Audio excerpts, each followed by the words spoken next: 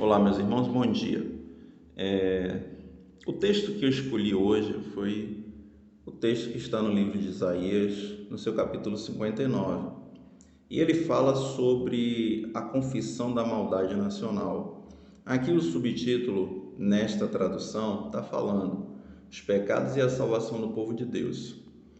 E logo nas primeiras linhas, está escrito assim: Eis que a mão do Senhor não está encolhida para que não possa salvar, nem agravado o seu ouvido para não poder ouvir. Mas as vossas iniquidades fazem separação entre vós e o vosso Deus, e os vossos pecados encobrem o seu rosto de vós para que não vos ouça. Então, logo aqui no início, Deus ele deixa claro para todos nós que ele não envelheceu. Ele deixa claro que ele não envelheceu, que ele continua sendo o mesmo, mas ele vai dizer também que as nossas iniquidades é que fazem separação entre nós e o nosso Deus. E o que seria a iniquidade? Bom, a iniquidade nada mais é do que uma injustiça. Uma injustiça é uma transgressão. Uma transgressão é uma desobediência à lei. E quando você desobedece algum mandamento de Deus, você está cometendo algum tipo de pecado. Só que a iniquidade, ela tem uma outra característica, que é o pecado consciente e em alguns casos até premeditado. É isso aí, a pessoa se prepara para pecar, porque ela sabe que Deus ele é misericordioso, que ele é clemente, que ele é compassivo, e ela, de forma consciente ou inconsciente, ela se prepara para pecar e depois pedir perdão. Bom, o diabo ele tem trabalhado nos últimos tempos com uma sugestão, aonde você necessariamente não precisa cometer o pecado. Não é que ele seja bonzinho e não queira que você cometa pecado. Não, muito pelo contrário. Ele até quer que você cometa. Mas ele tem trabalhado de forma que você fica com o seu pecado na sua mente, no seu coração, sem que ninguém saiba. E isso não vai te destituir de nenhum cargo dentro da igreja, não vai te manchar sua reputação perante os outros, perante a sociedade. Enfim, fica o seu segredinho com ele, Só que isso, diante de Deus, é um pecado gravíssimo. Isso sim faz uma separação. E isso impede também que as nossas orações sejam ouvidas, Olha o que Deus fala no versículo 3. Porque as vossas mãos estão contaminadas de sangue e os vossos dedos de iniquidade. Os vossos lábios falam falsidade. A vossa língua pronuncia perversidade. Ninguém há que clame pela justiça, nem ninguém que compareça em juízo pela verdade. Confiam na vaidade e falam mentiras, concebem o mal e dão à luz a iniquidade. Olha como é que a iniquidade nasce. Chocam ovos de basilisco. Basilisco é uma serpente, muito venenosa. E tecem teias de aranha. O que comer dos ovos deles morrerá, e quebrando-os sairá uma víbora. Olha aí. Então, a iniquidade, como já foi dito anteriormente, é um pecado que pode ser cometido de várias formas, E uma das formas que o diabo tem usado é justamente essa que eu acabei de citar.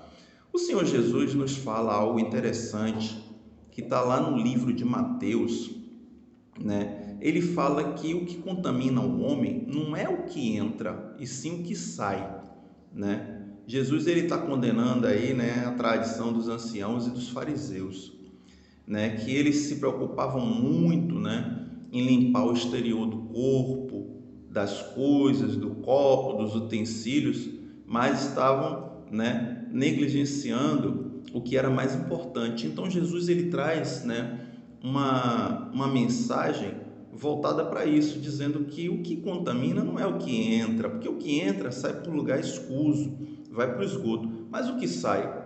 O que sai do nosso coração. E o nosso coração, é dele que procedem, né? Os roubos, os furtos, né? Aqui, ó, como eu estava falando no livro de Mateus, capítulo 15, os fariseus e a tradição. Olha o que é que Jesus fala. Ainda não compreendeis que tudo que entra pela boca desce para o ventre e é lançado fora no esgoto?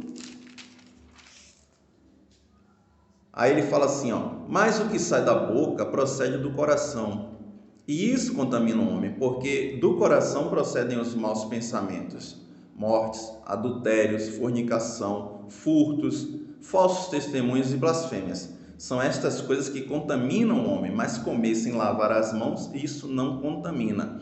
Então aqui, ó, ele dá, né, uma direção importante para que nós possamos entender como funciona o nosso coração. O nosso coração, ele é enganoso, ele é desesperadamente corrupto, né? E todos esses maus pensamentos, esses desejos, né, esses sentimentos, o diabo, ele se utiliza, ele se apodera dessas coisas justamente para se fortalecer, para que ele possa, né, continuar tecendo a sua teia, a teia da maldade, para que ele possa, né, continuar chocando os ovos, né, para que saia uma víbora. Uma vez saindo a víbora, fica muito difícil, né, de você conseguir se desvencilhar dessa trama toda, né? Trata-se na realidade de uma estratégia, né? Satanás, ele tem várias estratégias e nós,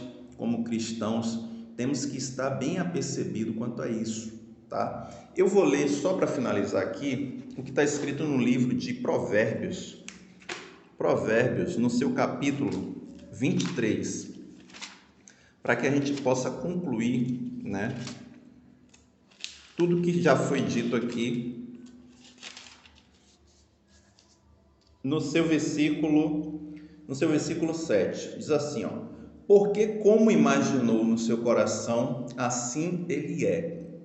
É exatamente isso, né? Como a gente imagina no nosso coração, assim nós somos. Nós tendemos, né, a manifestar, certo? Através das nossas atitudes, aquilo que está guardado no nosso coração, tá? Que Deus possa abençoar a vida de cada um de vocês que está ouvindo essa mensagem. Se você gostou, né? Se você gostou desse vídeo, compartilhe, curta, comente, né? E estaremos respondendo na medida do possível. Que Deus continue abençoando vocês abundantemente. Amém?